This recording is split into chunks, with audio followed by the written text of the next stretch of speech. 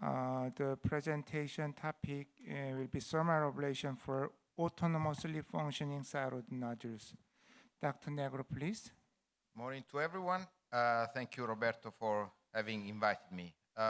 In the next few minutes, I will talk about the use of thermal treatments in autonomously functioning nodules. Toxic adenoma is a monoclonal autonomously functioning thyroid nodule that produces supraphysiological amounts of thyroid hormones, and then the result is a suppression of TSH. As you see from the scan, the function of the surrounding normal thyroid tissue is also suppressed. The prevalence of toxic adenoma is between 1 and 10%. In areas where there is a iodine deficiency, toxic adenoma are more frequent. The annual risk progression towards hyperthyroidism is estimated to be 4% per year. It is more frequent in female than male, and it is more frequent in older people, older than 60 years above all.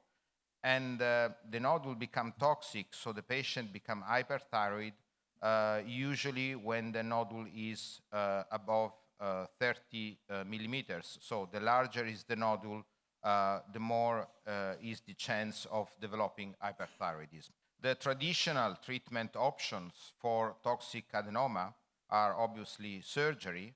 The disadvantage is the inpatient setting. There's the risk of consequent hypothyroidism. There's a scar in the neck, surgical complication, although infrequent. But the advantage is that surgical treatment is a definitive treatment for toxic adenoma. The other treatment option is radioactive treatment. Again, there's the chance of developing hypothyroidism. Radioactive treatment should not be used during pregnancy. As the advantage of outpatient setting, it is a definitive treatment and it induces a reduction in the volume of the nodule. And also antithyroid drugs that anyway have some side effects. This is not a definitive treatment because the nodule is autonomous, so it is not definitely cured by antithyroid drugs. You should not use antithyroid drugs during pregnancy because there are some concern in their use, and you can temporarily control the hyperthyroidism with this treatment. So the reason why you can think to use thermal ablation in toxic adenoma is that with thermal ablation you can induce a physical ablation of the hyperfunctioning nodule and you induce a reduction of the volume of the nodule. So in this slide that is it's not mine, is taken from a published paper last year, you can see on the left the nodule and on the right the ablated area. So obviously the larger is the necrosis area within the nodule, and the smaller is the autonomously functioning tissue that is left untreated. So the larger is the area of necrosis, the higher is the option, is the chance that TSH will increase. Then going to the clinical studies that have been published in the last 10 years, I will start with this randomized trial that was published in 2007 by Dossing and Laszlo Egedus. It is one of the few randomized studies that compare a single session of laser treatment with a standard treatment that obviously is radioiodine. So the authors enrolled 29 autonomously functioning nodules. They divided patients into two groups, one treated with laser and the other one with radioactive treatment.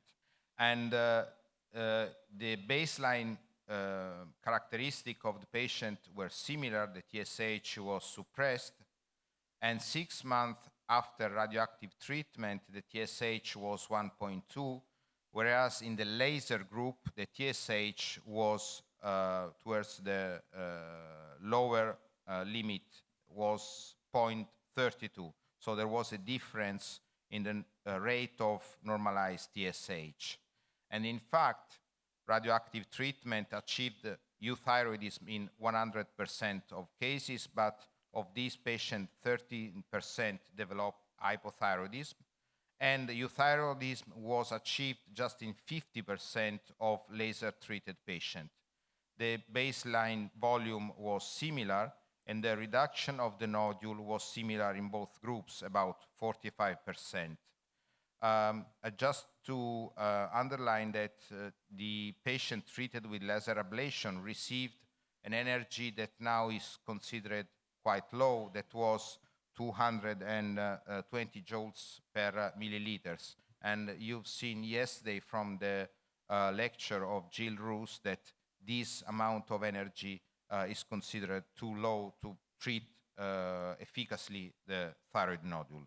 And this is a Korean study that instead used radiofrequency ablation in toxic adenoma. It is a multicenter study that recruited 44 patients. The authors used more than one single session, from 1 to 6. So the mean of number of the treatment was 1.8, and the mean follow-up of the study was 20 months. At baseline, the mean volume was 18.5 ml. The TSH was low, 1.1. The vascular grade was 3.1 in a scale from 0 to 4, and all the nodules were hot at scan. At follow-up, the mean volume reduced from 18 to 4.5. The TSH normalized from 0.1 to 1.2. The vascular grade was significantly reduced from 3.1 to 0.9, and 35 out of 44 of these hot nodules became cold or normal at the scan. And you also can see that as the nodule of the volume of the nodule reduced, then the symptoms and the cosmetic score clearly ameliorated. In the same study, the authors evaluated also the complication associated with the use of radiofrequency, and all patients complained of various degrees of pain and of sensation of heat in the neck, radiation to their head, shoulders, teeth, back, and chest, but they did not observe no major complications such as voice change, skin burning, or damage to the vital structure. The next study is an Italian study that is important because this study again used just one single session of radiofrequency, but this study divided patients on the base of the baseline volume. The authors recruited 29 patients. It is a retrospective study treated with a single session of radiofrequency, and the authors divided patients on the base of the starting volume. So group A, small nodules, less than 12 ml. Group B, larger nodules, larger than 12 ml. And this is the result of the TSH. And you see that in the group of small nodules, the TSH increased more than in the group of large nodules.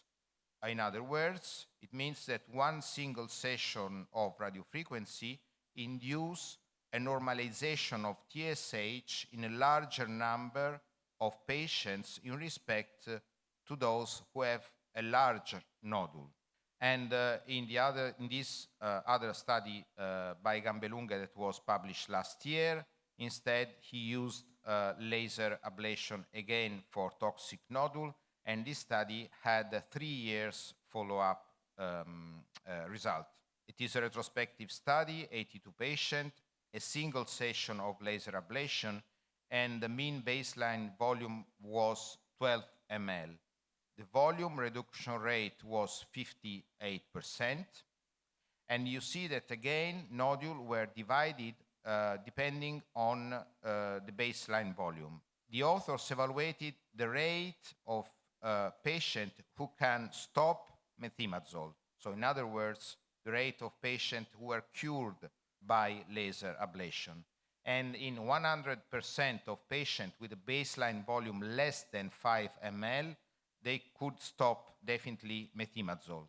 This rate was 19% in nodule comprised between 5 and 15 ml, 60% in nodule comprised between 15 and 25, but just 28% of patients stopped methimazole when nodules were more than 25 ml. So obviously the conclusion is that if the nodule is small, it can be completely ablated by laser or radiofrequency.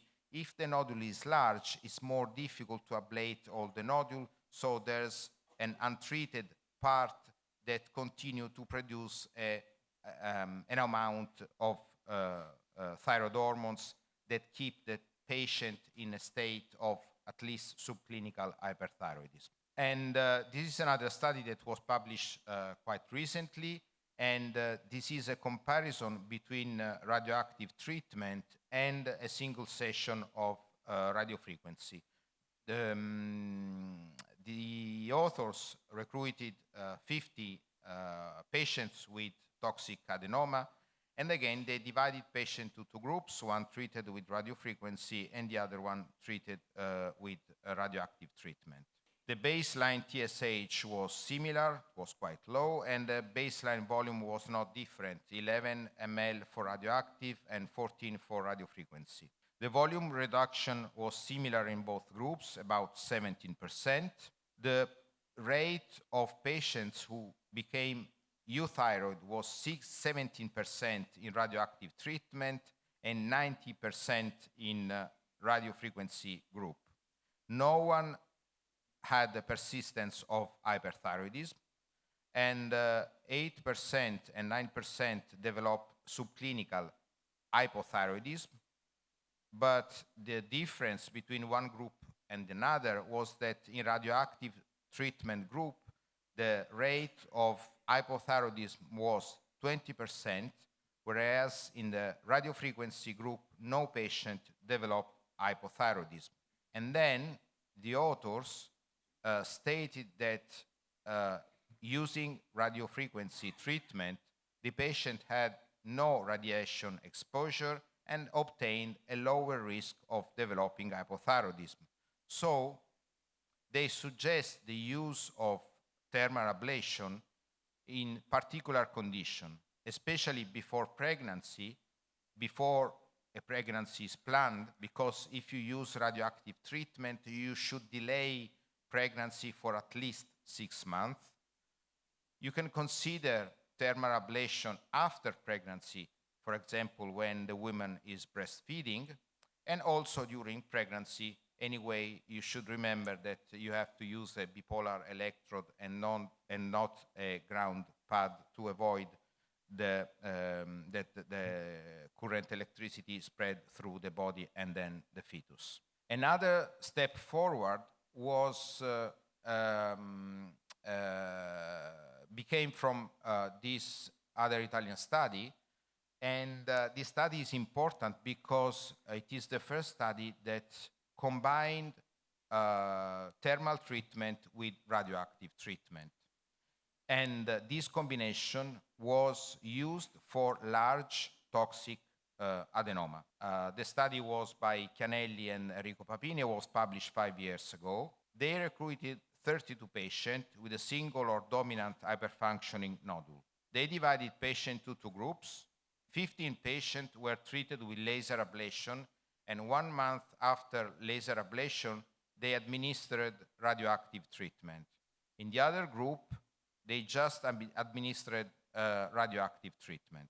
And what you see is that the baseline volume was similar, about 28 milliliters in both groups.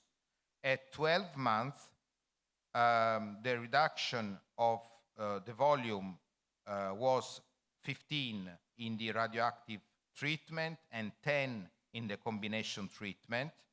At 24 months, the volume of nodules treated just with radioactive therapy was 15, so was stable. And the volume in the combination treatment, radioactive and radiofrequency, was 10 ml. So the combination treatment obtained a stable but a further reduction of volume in respect to radioactive treatment alone. And the other result was that, again, the baseline TSH was suppressed in both groups, and both groups obtained an increase of TSH. So patient recovered from hyperthyroidism and became euthyroid. But the difference was that in those pre-treated with laser ablation, the calculated dose of radioactive was 480, that was lower to the calculated and administered dose of treated patient just with radioactive treatment that was more than 600. And so the conclusion of the study was that if you treat patient at first with laser and then with radioactive therapy, you can obtain a greater reduction of the nodule volume, and then you can administer a lower amount of radioactive dose. After the study, we published another study that is important because it is the first study that is a head-to-head study versus surgery. And Mario Stan alluded to this point because thermal treatment confront to surgery. So the point is that we have to make an evaluation when we talk about thermal treatment, and we have to evaluate if this treatment can compete with surgery. And then in this study, again, we enrolled just patients with large toxic adenoma. We enrolled 27 patients.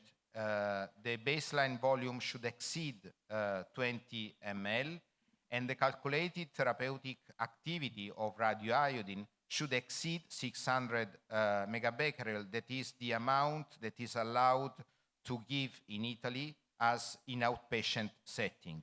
So these kind of patients are patients that typically are referred to surgery. And then the patients were divided into groups: one laser ablation plus radioactive treatment at a fixed dose of 555 megabecquerel, and 13 patients underwent surgery. The baseline characteristic was similar in both groups. The ratio male-female was similar. The age was similar, about 60 years old. The ratio uni-multinodular goiter was similar. The TSH was suppressed, and all the patients were thyrotoxic. So the mean FT4 was 2.7.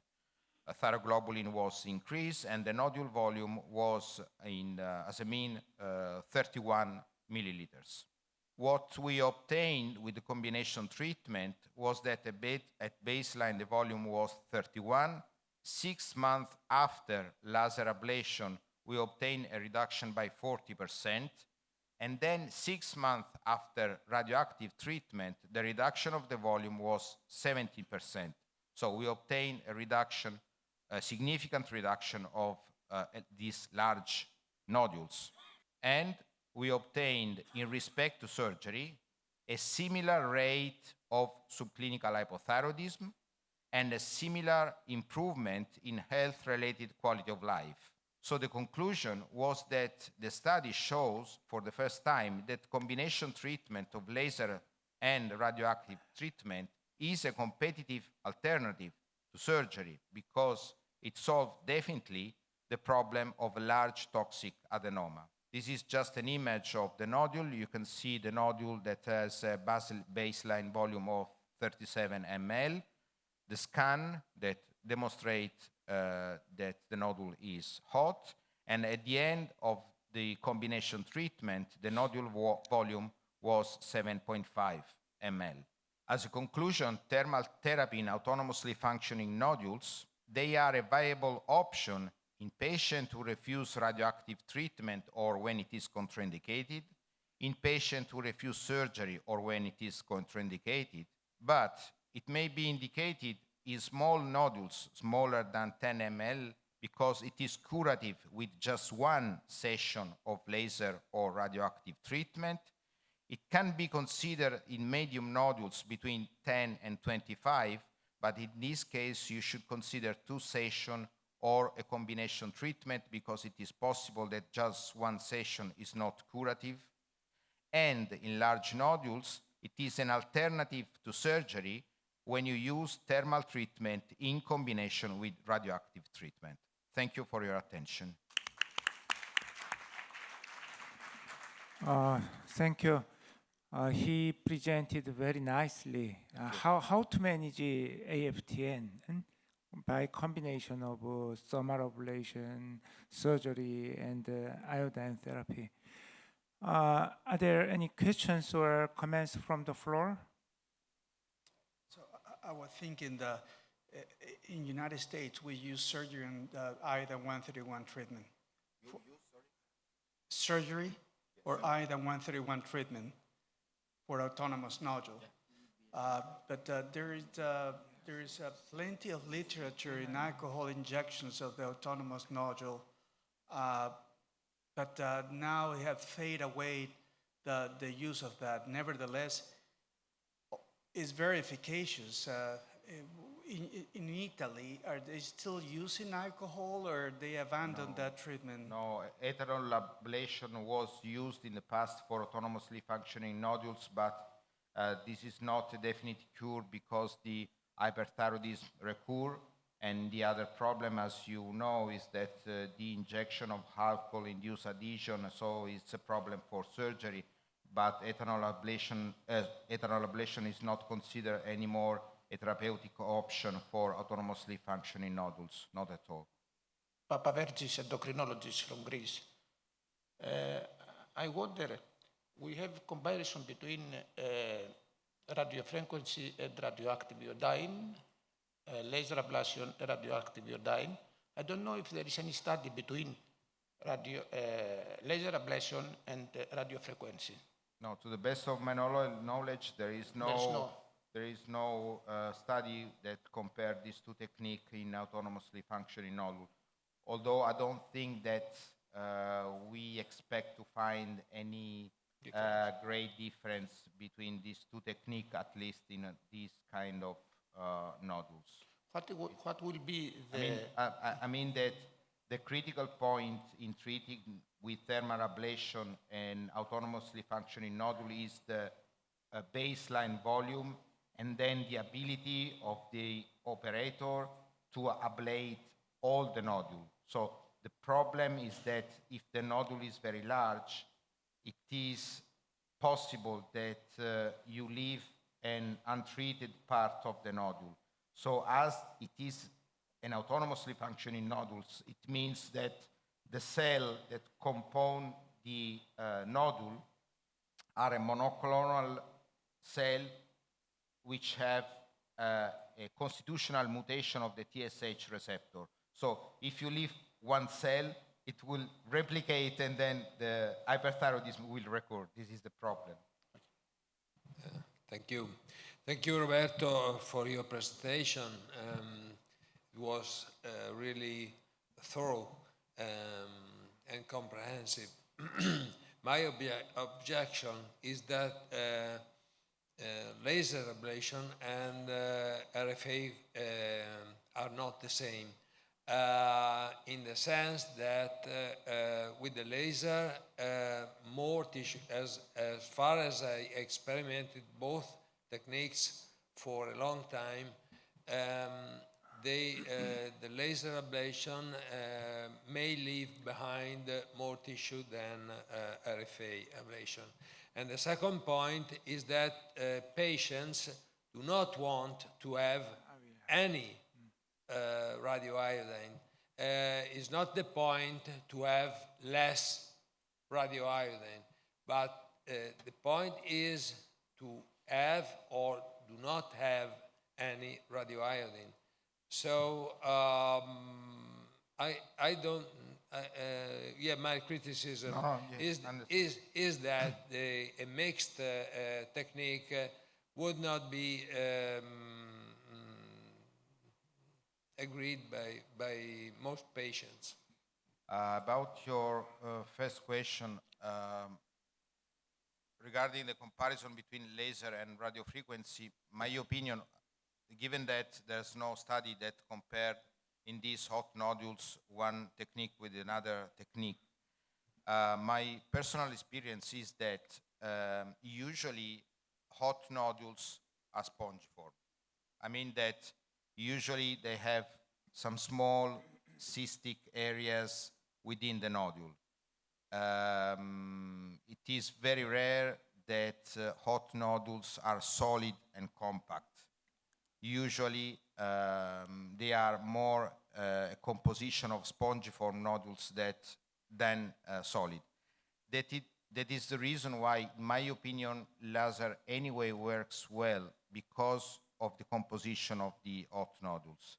The second point, I agree partially. I mean that my feeling is that the fact that the patient refuse radioactive treatment, I don't want that this is used as an excuse to treat the patient with thermal ablation.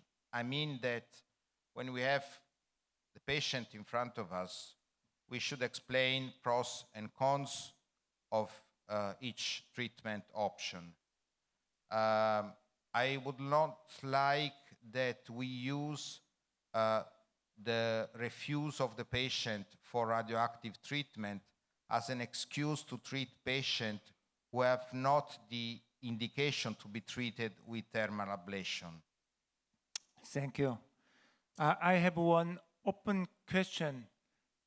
Any doctor has experience with both laser and RF ablation? Nobody? Sorry, nobody. Thank you. My comment, sorry, my comment, last comment, short comment is, in my opinion, in terms of the size of AFTN, Korea or Asian nodule seems to be smaller than Europe or other countries, because I treated many AFTNs, but more than 20 milliliter is very rare. More than 20 is? 20 milliliter is very rare. Oh yes. So maybe it seems to be different. Thank you. So the mean baseline volume, you mean that in Yeah, Asia or Far East maybe different, is yeah. smaller than in Europe? Yeah. So no other questions or comments? If no, we will close this session. Thank you you. for the speakers and the participants. Thank you.